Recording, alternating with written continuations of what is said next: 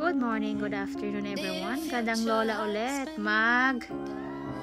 Bubukas ulit tayo ng online shopping ni Gandang Lola. So, pasinsahan nyo na ang ginamit na utensil dahil napaka harmful talaga. So, minsan iniiwas ko na lang sa camera para iwas.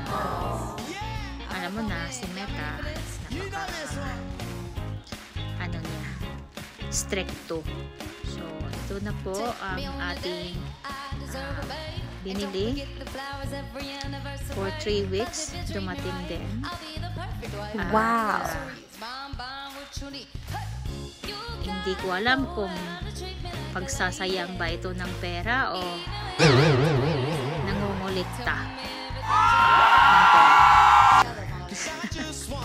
Kayo na ang bahala, kayo na ang mag-choice. My collections. So,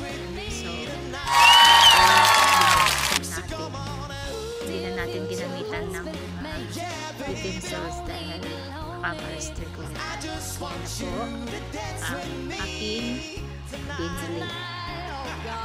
It's a bangle cat eye version siya. So, yung pang certificate na nagpatuloy na 24K. Ayan na siya. It's a simple cat eye bangle. Medyo maliit ng konti. But, pasok naman sa banga. Medyo masikip nga lang kasi mostly magkaiba pa lang sizing ng mga bangle.